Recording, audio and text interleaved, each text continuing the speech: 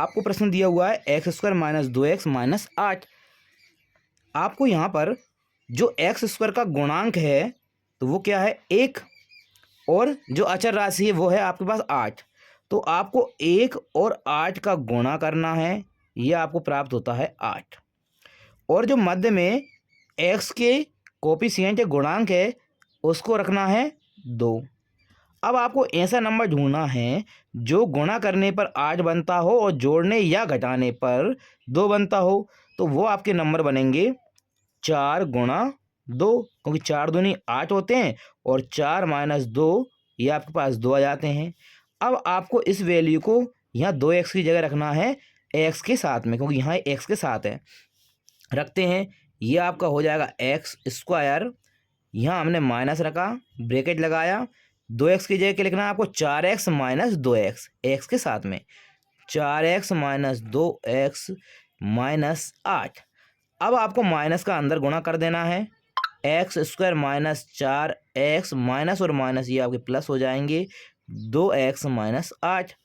फिर आपको पहले की 2 और लास्ट के 2 इनमें से आपको कॉमन लेना है। तो यहाँ हम देखते हैं, यहाँ आपका एक्स स्क्वायर है, मतलब एक्स इसमें है और एक्स एक बार इसमें है, तो एक बार एक्स हम दोनों में से कॉमन ले लेते हैं।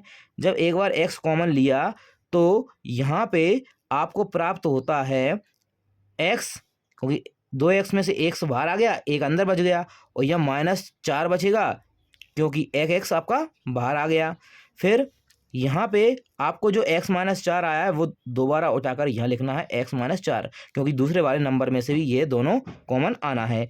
अब हम यहाँ देखते हैं, यहाँ 2 है प्लस का 2, लेकिन इस x के पास प्लस का 2 नहीं है, तो हम प्लस का 2 लगा देते हैं। तो ये आपको प्राप्त होगा x -4, यहाँ हम x -4 दोनों में से कॉमन ले लेते हैं और यहाँ x + 2 बचेगा। आपको निकालना है शून्यक, तो आपको शून्यक के लिए इनको शून्य के बराबर करना पड़ेगा। तो हम लिखते हैं शून्यक के लिए क्या आ जाएगा आपके पास x -4 बराबर 0। तो यहाँ पे x की वैल्यू आपके पास कितनी आ जाएगी, ये आ जाएगी 4, क्योंकि -1 दूसरी तरफ पक्षांतर होके प्लस का हो जाएगा। दूसरा आपको दे रखा x + 2, तो यहाँ लिखते हैं x + 2 बराबर 0। तो ये हो जाएगा आपका x -2 बराबर, सॉरी यहाँ आपका प्लस का 2 दूसरी तरफ जाएगा तो ये माइनस का 2 हो जाएगा। तो यहाँ पे आपके पास ये वैल्यू आ गई x = -2। अब यहाँ आपको जो 4 और -2 आए हैं यही आपके क्या है, शून्यक हैं। तो हम लिखते हैं अतः शून्यक 4, -2 है। अब आपको बोला है कि शून्यकों तथा गुणांकों के बीच संबंध की सत्यता की जांच करना है। तो अब सत्यता की जांच के लिए यहाँ पर निकालते हैं जांच। एक बार आपको इनका योग करना है, एक बार गुणा करना है। तो हम लगाते हैं फॉर्मूला, शून्यकों का योगफल, शून्यकों का योगफल, योगफल में क्या होगा, यह लिखेंगे 4 + -2, 4 + माइनस ये आपके माइनस हो जाएंगे, 2 आ जाएगा, 4 में से 2 गए तो ये 2 आ जाएंगे। इसके बचे में कोई संख्या नहीं है, मतलब हम 1 लिख देते हैं अपने मन से।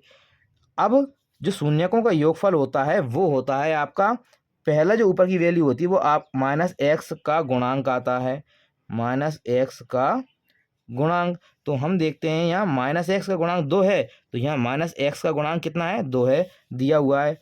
दूसरा जो आपकी बटे वाली वैल्यू होती है वो आपका होता है x² का गुणांक, x² का गुणांक। तो यहाँ देखते हैं हम x² गुणांक 1 है, तो यहाँ पे x² गुणांक कितना है, 1 है। तो ये हमारी पहली शर्त प्रूफ होती है। अब आपको देखना है ये लास्ट वाली वैल्यू, तो इसके लिए हम गुणा करते हैं, लिखते हैं शून्यकों का गुणनफल बराबर, यह गुणनफल में क्या होगा, 4 गुणा -2, 4 दूनी कितने हो गए 8, वो भी माइनस के, इसके बचे में कुछ नहीं है तो हम लिख देते हैं 1।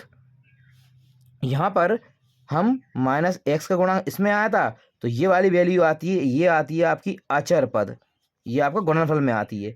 अचर पद ऊपर आएगा और एक्स स्क्वायर का गुणांक आता है नीचे, एक्स स्क्वायर का गुणांक।